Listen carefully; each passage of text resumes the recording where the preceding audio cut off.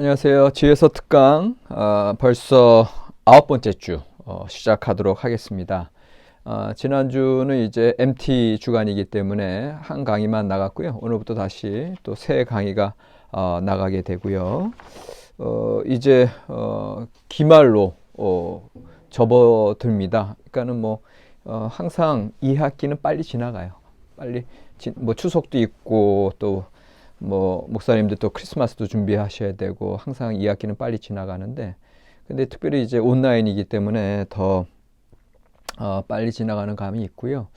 지금 정부에서는 1단계로 낮춰가지고 대면 수업도 지금 가능한 이제 상태인데, 이제 우리 듣는 모든 학생들이 동의하면 이제 대면 수업이 가능한 겁니다. 근데 그래도 이제 우리 교수님들도 이제 회의를 거쳐야 되는데, 아직 10월까지는 좀 이렇게 가다가 11월부터 좀 변화가 있으면 이제 변화가 있을 텐데, 이후에 공지하도록 하겠습니다. 지금 이제 요 강의가 나가는 게 이제 10월 19일이 되나요? 그죠? 여기에 10월 19일 월요일 강의가 될 텐데, 지난 금요일 날 10월 16일 날 이제 여러분들 구약학회 이제 들으신 분들도 있고 안 들으신 분들도 계실 텐데, 특별히 이제 지혜서 특강 하시는 분들은 이제 대부분 들으시면 좋으실 것 같고요. 오픈 채팅방에 그 이제 올려져 있는 그 이제 링크 들어가셔서 보시면은 이제 녹화된 그런 동영상 발표는 다 이제 보실 수가 있거든요. 그래서 오늘 이제 제가 전도서 하면서도 이제 이야기 나올 거지만, 잠언과 전도서, 욥기를 포함해서 구약 성경의 지혜자들의 활동을 이제 성서 신학적인 차원에서 이게 함께 이제 보게 되는 거거든요. 봤을 때 성경 형성뿐만 아니라 구약 성경 신학 형성에 있어서도 오리엔테이션, 방향 설정을 이 지혜자들을 통해서 오경, 예언서, 그다음에 지혜서의 전통을 다 받아들이고 전통을 보존하고, 그다음에 그 시대에 새롭게 번역시키고 또 새로운 어저스트먼트, 새로운 조정, 그래서 하나님을 이해하고 하나님의 말씀을 따라갈 때 현실의 삶과 항상 호흡하고 현실의 도전 앞에서 또 새로운 말씀으로 하나님을 설명하고 선포하고, 그래서 당대의 사람들에게 하나님의 살아계심을 여전히 증거하는 그런 역할들을 이제 전도자들이 감당했다. 그런 면에서 지혜자들, 당시의 지혜자들은 엄청난 신학자들이고 또 살아있는 말씀의 그런 선포자들로서 그렇게 이제 이해하게 됩니다. 그래서 잠언의 의인화된 지혜 여인의 수사법 자체는 바로 당시 현재아들의 신학적인 노력, 하나님을 이해함에 있어서 기존의 전통적인 신앙, 그리고 기존의 일반적인 고대근동의 지혜 전통으로 설명할 수 없는 하나님을 설명할 때 그런 의인화된 지혜 여인을 통해서 이제 설명하게 되는 거고요.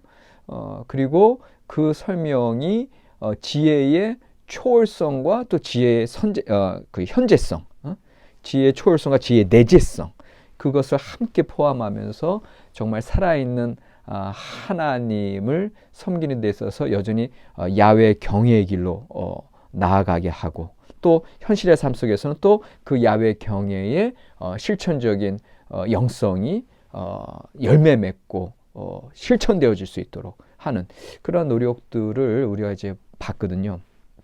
근데 지금 이 전도서를 이제 우리가 오늘부터 본격적으로 이제 3시간에 걸쳐서 이제 쭉 보게 되는데, 이 전도자의 입장도 가만히 살펴보면 우리가 흔히들 아는 그냥 회의주의, 염세주의, 비관주의가 아니란 말이에요. 전도서 기자가 활동했던 시기는 다분히 포로 후기 시대에서 더 나아가서 이제 페르시아 시대에서도 더 나아가서 헬라 시대에 가까운 시기거든요. 그러니까 그런 면에서는 헤브라이즘 전통적인 그 히브리 사상과 그다음에 새로운 헬라 사상이 만나고 충돌하는 시점에서 전도서 기자, 전도자가 활동했다라고 했을 때 그의 어떻게 보면 어떤 회의주의적인 또 묵상과 어떤 철학적인 사색 이런 것들은 사실은 헬라 철학적인 영향을 받았다. 이제 이렇게 현재까지 구약학자들은 또 주장을 하는데, 근데 제 주장은 좀 다른 거죠. 특별히 이제 제가 이따가 세 번째 시간에는 이제 책에 대해서 다른 책에 대해서도 좀 설명을 할 텐데 그 전도자가 당시에 헤브라이즘과 헬레니즘의 충돌의 관점에서 어떻게 자기네들 전통적인 야훼 신앙을 그 동시대인들에게 설명을 하고 그래서 그 야훼 신앙 전통을 어떻게 새롭게 변형시키면서 계속 유산으로 계승시켜 나가는지 이거를 이제 전도서 기자가 감당하는 거거든요. 자, 지난주에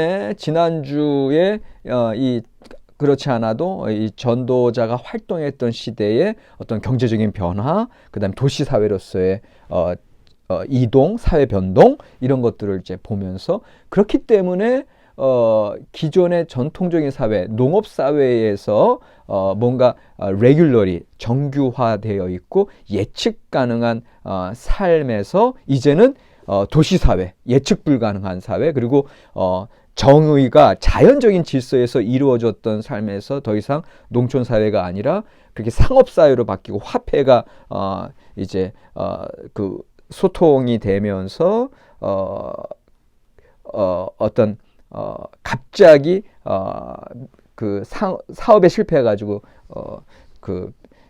사업의 실패를 경험하는 사람들이 생기고 또 어떤 사람들 생각지도 못한 또 어떤 우연스러운 요소들로 인해서 번영하는 그런 시기를 맞는 사람들도 있고, 그러니까 사회가 이제 다변화되어가는 그러한 사회 속에서 이 전도서에서 나타나는 회의주의는 당연한 사회 변동으로 인한 어려움을 이제 토로하는 그러한 사회적인 상황을 반영한다. 이제 이거를 이제 지난 시간에 이제 말씀을 드린 거고요.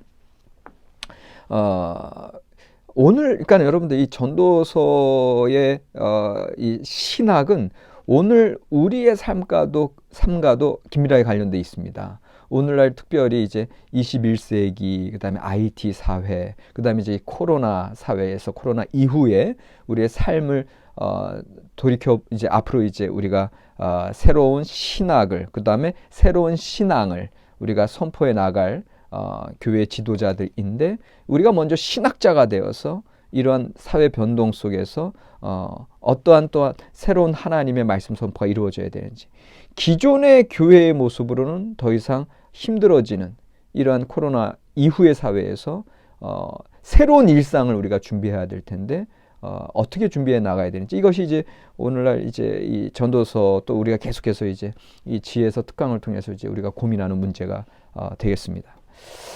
141조 이제 우리 교재 141쪽으로 왔어요.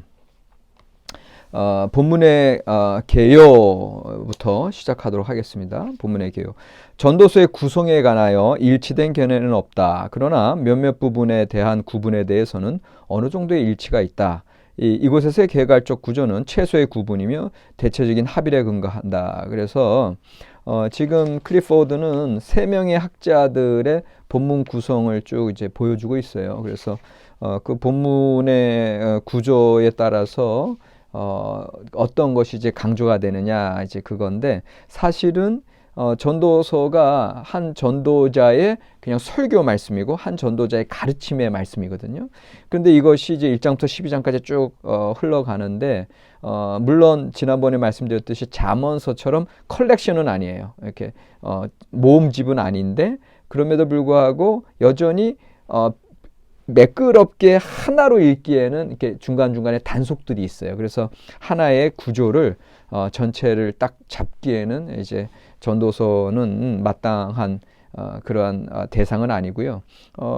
여기 143쪽에 보면 루핑크라는 학자는 좀 교차대칭 구조로서 어떤 5장 1절 7절을 맨 가운데 이제 야훼 경외 사상에 대한 어떤 새로운 숙고하는 새로운 어떤 사색이 있는 그러한 문서로 이제 전도서를 이제 보면서 1장 2절에 3절에 헛되고 헛되도다, 또 12장 8절에 헛되고 헛되도다, 이것이 이제 전체 틀을 이루면서 사실은 이제 비평적인 사고로, 비판적인 사고로 그렇게 묵상을 하는 거다, 이제 이렇게 이제 보고 싶은 거죠. 루핑크 같은 학자는.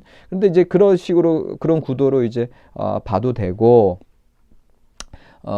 그런데 제가 이제 책을 읽다가 쭉 다 보고 나서 제가 나름대로 이제 전도서 개관한 것을 이제 여러분들 거기 이제 띄워드릴 거거든요. 그래서 근데 저도 보면은 특별하게 뭐 그 구조 분석이 딱 나온 건 아닌데, 근데 이제 저는 한 3가지 관점에서 전도서 전체를 한번 풀어봤거든요.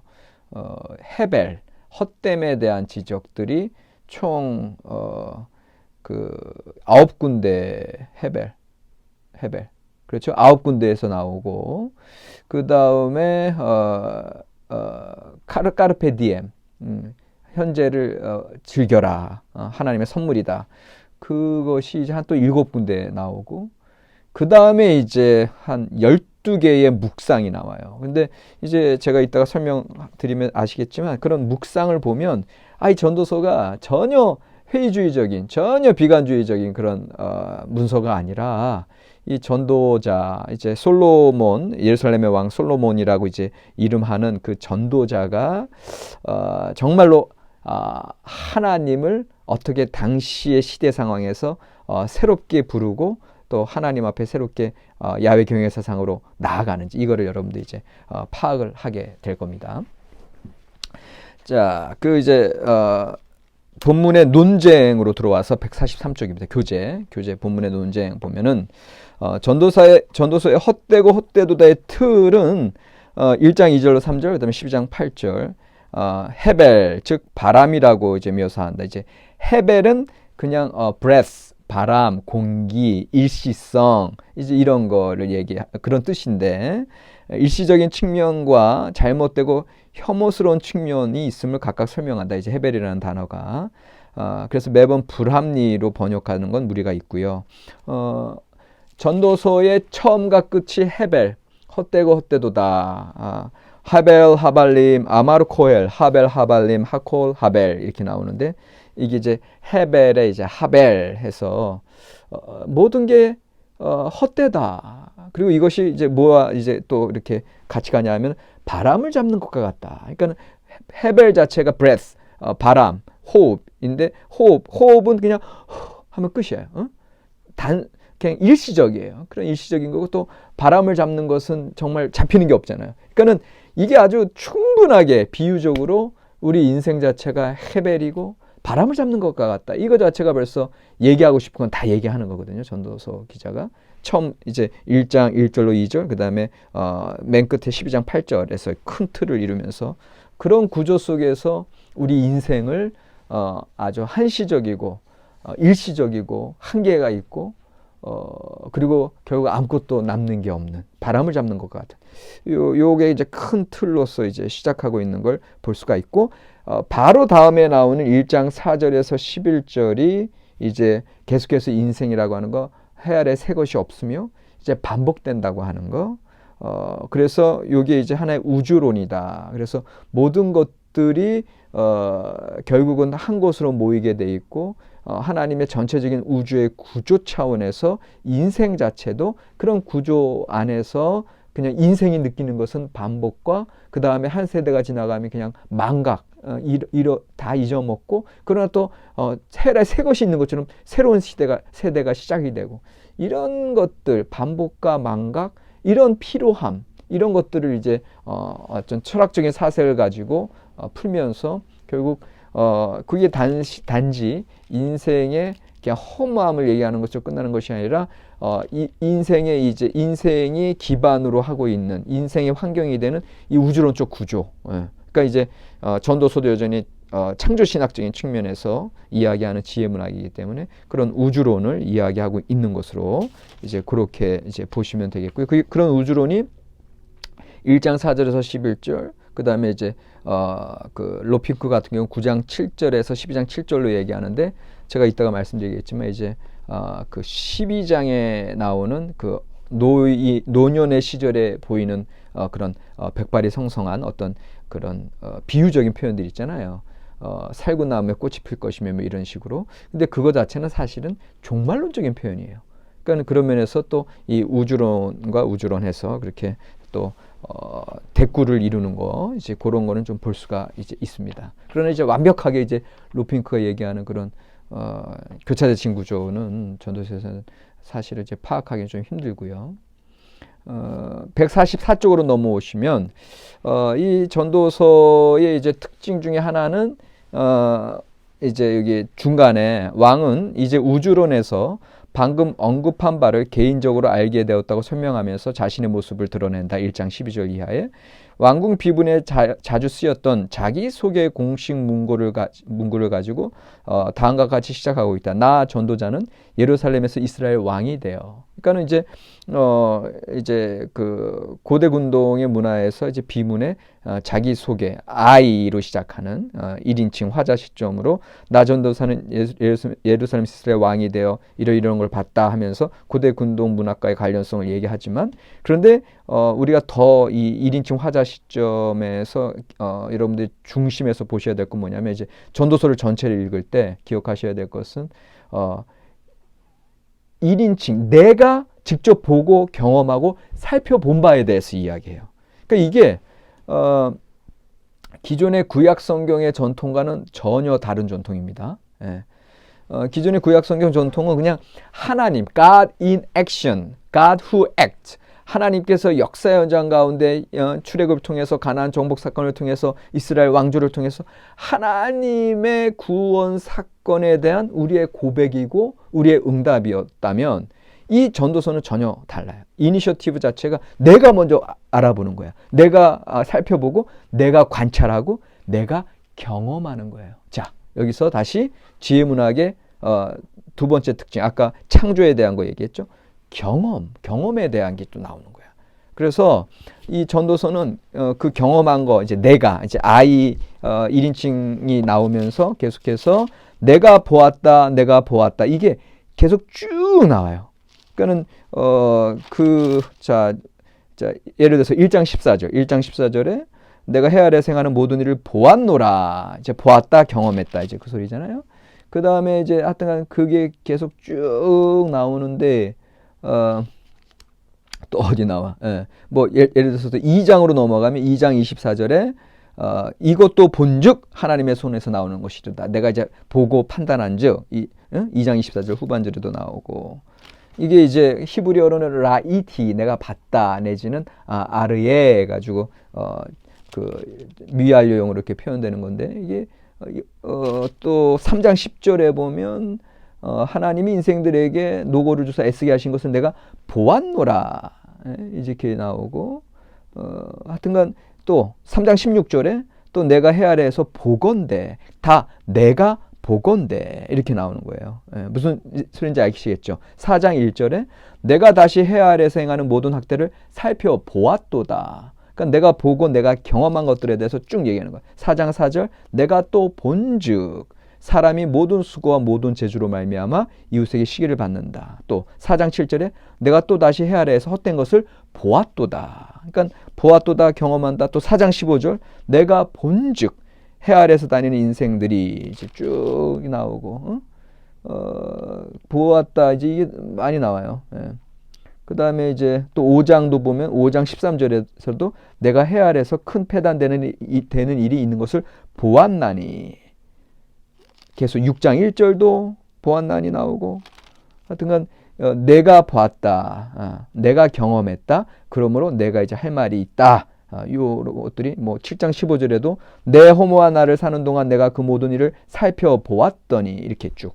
그러니까는 아주 다분히 지혜 전통의 어떤 경험 중심의 고백이. 자, 지혜 전통은 경험으로 가요.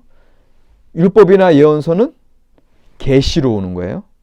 그러니까 여러분들 우리가 이제 이거는 구약성서 개론에서 늘 이제 말씀드리는 건데 이 오경과 예언서는 계시예요. 계시. 하나님 위로부터 허락하시는 말씀이고 그 다음에 시편과 이 지혜서는 인간의 응답이에요. 인간의 경험이고 인간의 고통에 대한 하나님 앞에 탄식이고 또 인간이 또 하나님의 구원을 경험한 찬양이고 시편 같은 경우 그 다음에 이제 지혜서 같은 경우는 인간의 경험을 통해서 다 하나님 앞에 아뢰는 그런 어떤 증언이고 그런 고백이거든요.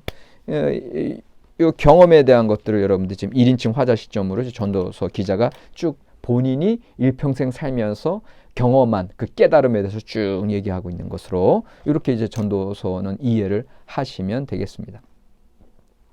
145쪽 교재 145쪽에 보면은 1장 12절로 2장 26절이 또 이제 교차대칭 구조로 이루고 있는 거를 이제 보여주는 거예요. 그래서 1장 12에서 2장 4절은 3절 서론, 그다음에 2장 24에서 26 결론, 그다음에 그게 이제 대칭으로 이제 이루어졌고, 그다음에 2장 4절 11절이 왕으로서의 나의 성취는 다른 자와 비교할 수 없다. 그러나 이 모든 것이 헛되다고 하는 것에 대해서 2장 18절에서 23절에 짝을 이루면서 2장 4절 11절과 짝을 이루면서 인간 수고의 무익함을 말해. 그 가운데 2장 12절에서 17절이 들어가면서 죽음에 대한 거 이제 이런 것을 얘기하고 또 나의 소유를 누릴 수 없다는 것 어떤 헛됨에 대한 것을 그만큼 부각시키고 있다. 이거를 이제 쭉 설명을 하고 있고요. 146쪽으로 넘어가면 이제 3장과 4장에 대해서 설명을 하시는데 3장과 4장은 앞선 1장 4절에서 11절과 1장 12절 26절의 이야기를 이제 발전시키는 것으로 그러니까는 본문 간에 이제 관련성이 있는 것으로 이렇게 보시는 거거든요. 그래서 예를 들면은 이제 1장 4절로 11절에 대한 이야기가 이제 3장과 관련돼서 죽을 운명의 인간은 우주를 제대로 이해할 수도 없고 자신의 운명을 조종할 수도 없다. 그 1장 4절로 11절의 그 우주론에 대한 얘기였잖아요. 그게 3장에서는 그 시간론에 대해서 그래서 하나님의 영원성 가운데 우리는 그 하나님의 영원성을 이제 알 수는 없으나 그 우리는 시대 그 우리가 처해 있는 날 때와 죽을 때 3장에서 쭉 얘기하는 그런 시간과 때에 이제 제한된 존재로 살아간다고 했을 때 그것도 하나의 우주론적인 시각이 이제 나타난다. 3장에. 반면에 이제 그 이제 4장은 1장 12절에서 26절의 내용을 이제 확대시키면서 현재를 즐기라고 하는 이제 까르페 디엠의 그런 그 두 번째 관념을 이제 발전시키는 것으로 쭉 설명을 하고 있어요. 그 147쪽은 3장에 대한 설명이 쭉 나와 있고 그 다음에 147쪽 밑에서 두 번째 줄부터 다음 줄까지는 이제 4장에 대한 설명. 특별히 4장은 소위 뭐뭇보다 낫다 하는 이제 비교 격언이 나온다고 하는 거. 이걸 쭉 얘기하고 있어요. 그 3장을 한번 봅시다. 147쪽에 3장. 3장은 전도서에서 가장 많이 인용되는 장이다. 여러분도 잘 아시는 범사의 기한이 있고 천하만사가 다 때가 있나니 날 때가 있고 죽을 때가 있으며 사람들의 행사에는 적절한 때가 있다고 보는 기존의 일반적인 해석과는 달리 이 8절은 그 반대를 의미한다. 모든 시기는 하나님의 장중에 있다고 보는 것이다. 하나님께서 인간의 계획을 넘어서는 시간의 리듬을 간장하시기 때문이다. 9절은 모든 때가 하나님에 의해 결정된다고 했을 때 제기되는 불가피한 질문을 던지고 있다. 그러면 인간의 수고가 무슨 이익이 있는가? 하지만 인간은 자신들이 애쓰는 수고의 유용성을 결코 알 수 없다. 왜냐하면 인신론적 한계가 있기 때문이다. 하나님이 모든 것을 지으시되 때를 따라 아름답게 하셨고 또 사람들에게는 영혼을 사모하는 마음을 주셨느니라. 그러나 하나님이 하시는 일의 시종을 사람으로 측량할 수 없게 하셨도다. 알 수 없음. 제가 지난번에 구약 학회 때 발표한 그 의인하던 지혜 알 수 없음. 오히려 그것이 야훼 경외의 삶으로 그 두려운 하나님 앞에 코람데오의 삶을 이제 인도하는 거거든요. 인간의 역사는 미리 결정되어 있기 때문에, 그리고 인간의 지식은 적절하지 않기 때문에, 그러면서 이런 시간의 반복을 이제 고려하는, 이제 이것을 이제 쭉 묵상하고 있는데, 여러분들 잠언서 3장에서 여러분들 제일 중요한 건 뭐냐 하면, 이따가 제가 쭉 전도서 개관 다시 제 시각으로 설명드릴 때 말씀을 이제 드리겠지만, 3장 10절 11절 하나님이 인생들에게 노고를 주사 애쓰게 하신 것을 내가 보았노라. 하나님이 모든 것을 지으시되 때를 따라 아름답게 하셨다. 이게 이제 전통적인 창조 신학이 이제 고백되는 장면이죠. 그 다음에 영혼을 사모하는 마음을 주셨다. 그러니까 이제 3장 11절 전반절은 어떤 창조 신학적인 관점. 그런데 여기에 벌써 이 두 가지가 같이 나와 있어요. 뭐가 같이 나와 있느냐? 현재성. 하나님이 모든 것을 지으시되 때를 따라 아름답게 하셨다. 우리가 현재 추나 추동, 또 아침에 동쪽에서 해가 떠서 저녁에 서쪽으로 해가 지는 것, 이 시간에 따른 흐름들은 현재성으로 우리가 경험해. 그런데 두 번째, 사람들에게 영혼을 사모하는 마음을 주셨다. 그러니까 이 시간성과 영혼성이 지금 11절에 같이 나오고 있어요. 그러면서 11절 후반절에가 뭐가 나오냐면, 그러나 하나님이 하시는 일의 시종을 사람으로 측량할 수 없게 하셨도다. 이렇게 나오는 거예요. 그러니까 이제 이게 무슨 얘기냐 하면, 결국은 우리의 삶 속에 우리는 시간과 영혼의 그런 역설적인 삶 안에 들어와 있다라는 거고, 그러나 우리는 여전히 그 역설성 속을 안에서 하나님의 뜻을, 하나님의 때를 어느 누구도 설명할 수가 없고 이해할 수가 없고, 내가 내일 좋은 일이 있을지 나쁜 일이 있을지 몰라. 하나님이 정해주신 그 창조 질서대로만 살아갈 뿐이야. 그리고 그런 일들이 일어났을 때 우리는 오히려 하나님 앞에서 여전히 경외자의 모습으로 살아간다고 하는 거. 그래서 12, 13절에서 까르페 디엠이 나오는 거예요.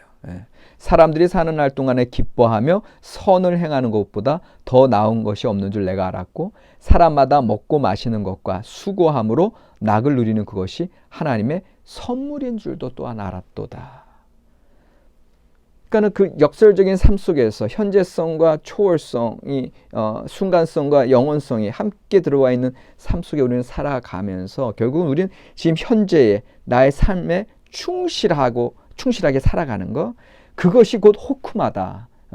현재 적절한 삶, 내가 마땅히 그 관역에 집중하고 적중하는 그런 삶을 살아나가는 거, 그것이 까르페 디엠이에요. 그러니까 여러분, 까르페 디엠이라고 하는 거는, 지금 까르페 디엠은 사실은 이제 라틴어에서 온 건데, 제가 이제 설명하기 쉽게 이제 까르페 디엠이라는 말을 하는데, 사실은 이 전도서가 얘기하는 현재의 삶에서 먹고 마시고 즐겨라라고 하는 것은, 어떻게 보면은 이게 당시에 뭐 에피쿠루스 학파, 쾌락주의, 그렇게 순간의 어떤 그런 지복, 최고의 복을 추구하라, 그런 차원보다는 오히려 전도서 기자는 지혜 전승의 입장에서 얘기하는 겁니다.